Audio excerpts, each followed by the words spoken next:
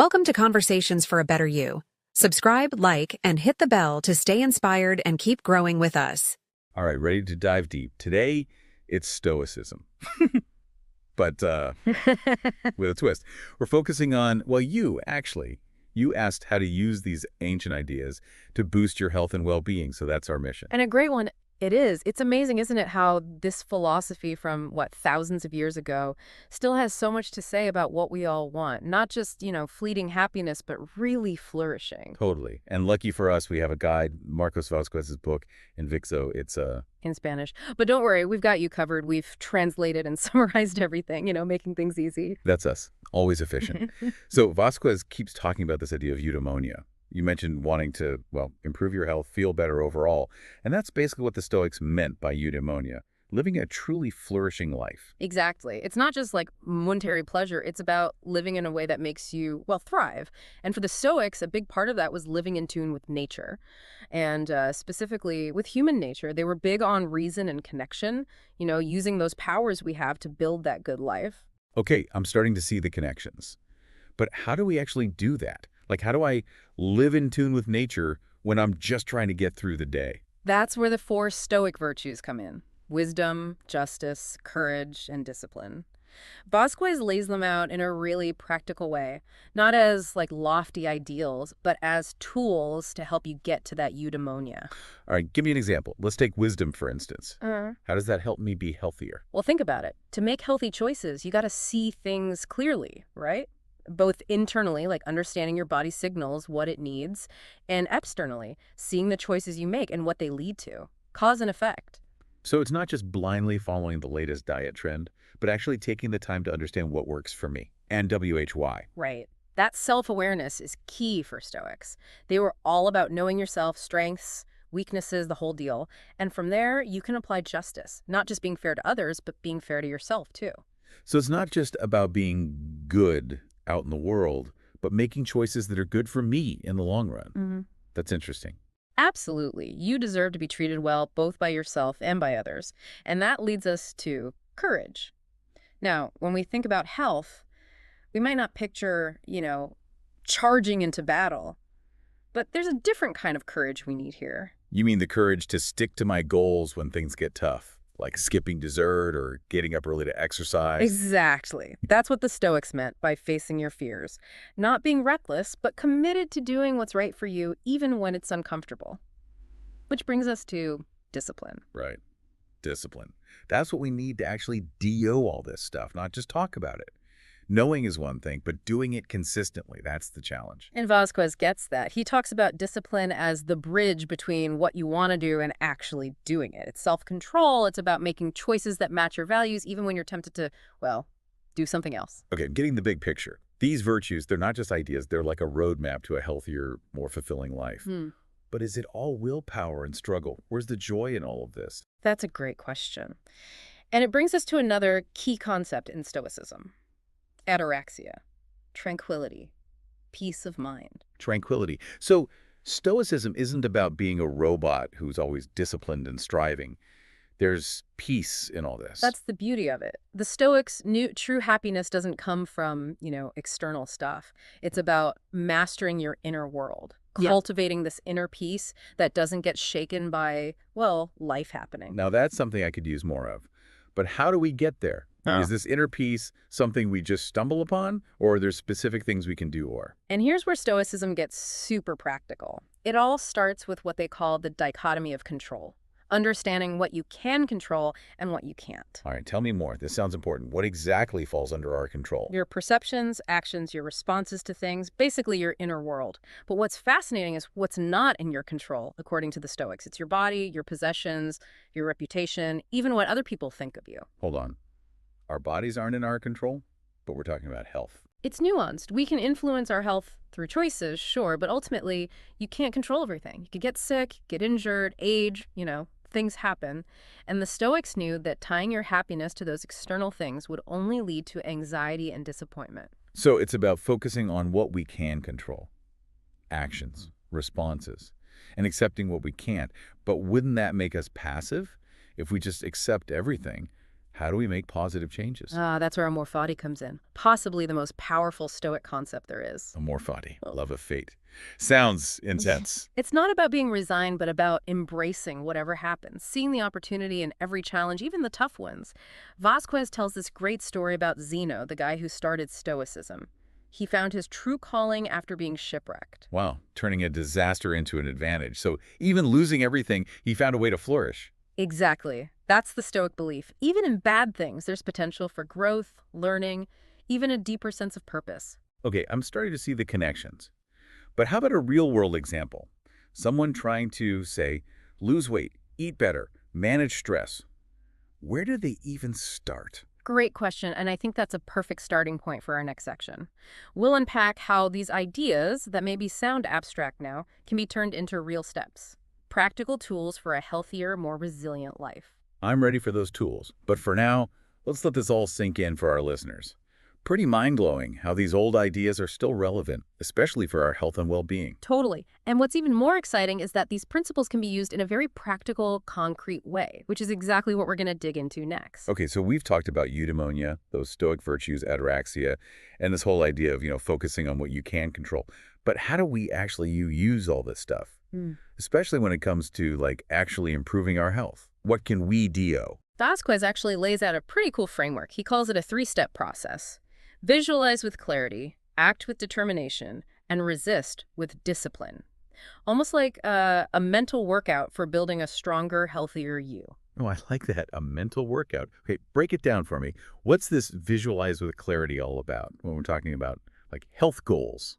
It starts with understanding yourself, really getting to know what are your values, what kind of life do you want to live, what does a healthy, energetic you actually look and feel like. It's not just about lose 10 pounds, it's about connecting to the deeper reason behind that goal. Why do you even want that? So it's like painting a picture of that ideal state, not just focusing on, the number on the scale. Exactly. And part of that clarity is being honest about what might get in the way. We've all got those inner voices, the ones that say you can't do it or it's too hard. Stoicism is about seeing those voices, acknowledging them, but not letting them run the show. Gotcha. So we've got our healthy self visualized. What's next? This act with determination part. Time to put those virtues to work. Remember wisdom. We use that to make smart choices about our health. To really research and understand what works for our bodies and minds, not just following fads. But it's not just reading a bunch of articles, right? It's about actually doing something with that knowledge. You got it.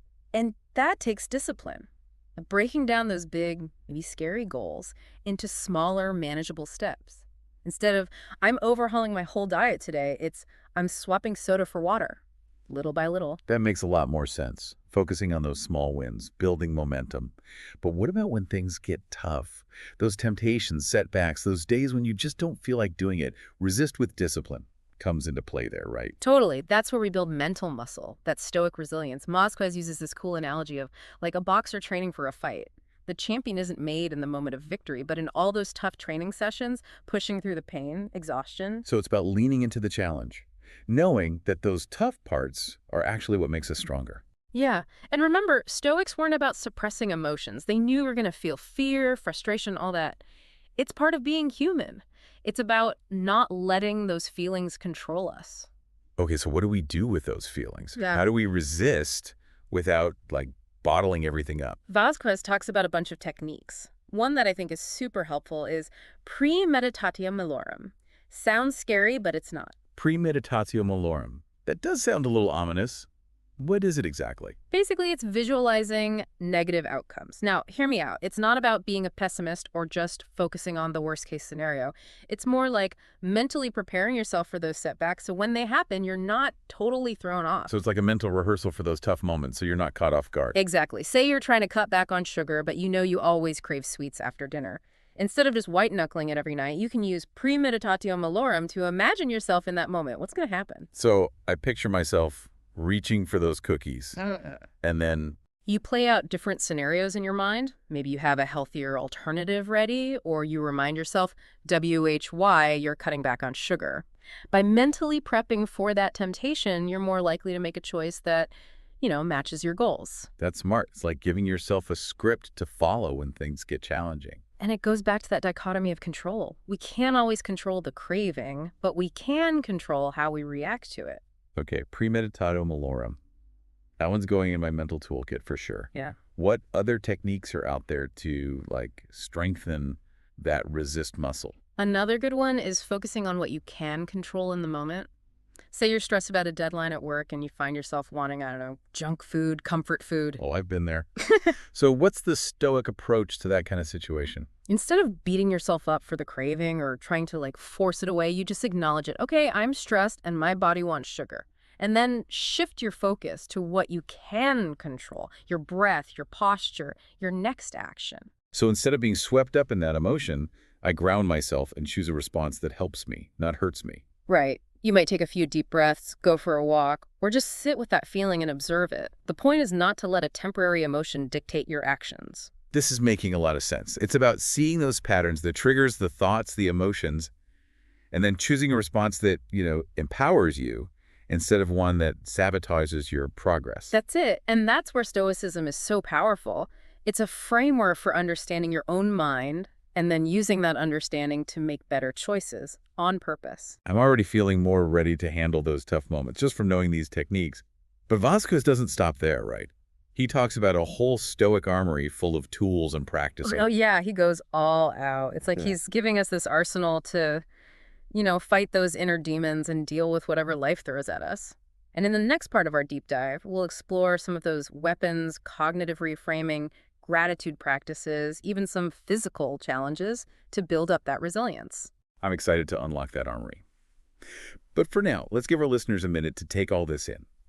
It's amazing how these old Stoic ideas apply to our lives today, especially when it comes to something as personal and important as our health. It really is. And what I find inspiring about Stoicism is that it reminds us we have the power to choose our response to anything. We're not just victims of our circumstances or our feelings. We have the power to create strength, resilience, and peace, even when things are tough. Okay, so we visualized, we're taking action, we're learning to resist, but let's get even more practical. What are some of those specific tools, from Vázquez's Stoic armory that we can use to actually boost our health and well-being? What can we do? There are so many cool techniques, and honestly, some of them might surprise you, like how relevant they feel today, For example, managing desire. It's a huge challenge these days, right? Instant gratification everywhere, temptation around every corner, especially when you're trying to reach a health goal. Oh, yeah, tell me about it. It's like our willpower is under constant attack. So how did the Stoics handle this whole desire thing? One technique Vázquez talks about is negative visualization. Now, I know it sounds kind of backwards, but bear with me. Negative visualization. Isn't that like focusing on the bad stuff? It's more about shifting your perspective. Instead of, dwelling on what you don't have, you imagine losing the things you do value. Your health, your loved ones, even those simple comforts we take for granted. So it's like a gratitude exercise, but in reverse. By imagining not having those things, you appreciate them more and nubly. Exactly. It's a powerful way to cultivate contentment and detach from those cravings that can lead us down the wrong path. Suddenly, that extra piece of cake doesn't seem so appealing when you've considered what neglecting your health could really cost you. That's a really interesting way to reframe things. It's not about denying yourself pleasure. It's about choosing the kind of pleasure that actually aligns with, what you truly value. Yeah. And your long-term well-being, of course. Exactly. It's about focusing on what matters. Another technique Vázquez mentions is voluntary discomfort, and this one might be a little more intense. Voluntary discomfort. Yeah. Okay, now you've got my attention. What does that involve? Well, it's basically intentionally putting yourself in situations that are, uncomfortable. Things like taking cold showers, maybe trying fasting for a bit, or even just choosing to do something you've been putting off, something you're avoiding. So deliberately seeking out discomfort. But what's the benefit of that? By exposing ourselves to those little challenges, we build up our resilience. We're less afraid of hardship. It's like mental weightlifting, strengthening your ability to deal with discomfort, to stay calm when things are tough. I can see how that would be helpful, not just for health goals, but for, just life in general. Things aren't always going to be easy. Right. And the more you get used to discomfort, the less likely you are to get, totally derailed when those bumps in the road inevitably show up. Okay, voluntary discomfort. That's going on my to-try list. What else is in the Stoic arsenal? One that's super relevant to modern psychology is cognitive reframing. It's about challenging those negative thoughts and, well, replacing them with more helpful ones, more positive or realistic Oh ones. yeah, I've heard of that. But it sounds kind of hard. Our minds can get so stuck in those negative loops. It definitely takes practice. But Vasquez gives some really good examples in the book. Like instead of thinking, I'll never stick to this diet, you could reframe it as, I'm learning and growing with each healthy choice I make. So shifting from self-criticism to, like, self-compassion Mm. and focusing on growth. Exactly. And that's where self-awareness comes in. Paying attention to your thoughts, noticing those negative patterns, and then making the choice to reframe them. That reminds me of journaling, which Vasquez also talks about. What's the Stoic take on keeping a journal? It's a powerful tool for reflection and growth. Writing down your thoughts, your feelings, it can help you gain clarity, process experiences, even track your progress. Vasquez even suggests using your journal for gratitude practices. That's another great tool from the Stoic Armory. Gratitude seems simple enough. But how does being grateful actually help us reach our goals? It's all about shifting your focus from what you lack to what you already have. And that can have a huge impact on your well-being, your motivation, even your resilience. So instead of focusing on what's wrong, you make a conscious effort to appreciate the good stuff. Exactly. It's a simple practice, but it can really change the way you think and feel, and even how you act. And, this is where things come full circle, back to that idea of interconnectedness. Oh, right. Stoicism isn't just about you as an individual. It's about how you relate to others and to the world around you. Right. Vasquez reminds us that true flourishing, that eudaimonia, it involves contributing to the common good, treating others with fairness and compassion. It's about taking that stoic mindset, that clarity, purpose, resilience, and extending it outward. So it's about living a virtuous life, not just for yourself, but for everyone. Wow, we've covered so much ground today, from those core principles of Stoicism to these really practical tools we can all use.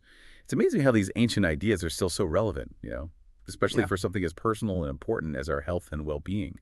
It really is. And what I find so inspiring about Stoicism is that it reminds us we have the power to choose how we respond to anything. We're not just victims of our circumstances or our emotions. We have the power to cultivate inner strength, resilience, peace, even when things are tough. That's a powerful message. As we wrap up this deep dive, I want to encourage everyone listening, think about how you might approach a challenge you're facing right now with these Stoic principles. Yeah. What if you shifted your perspective, focused on what you can control, embraced discomfort? How might that change things for you?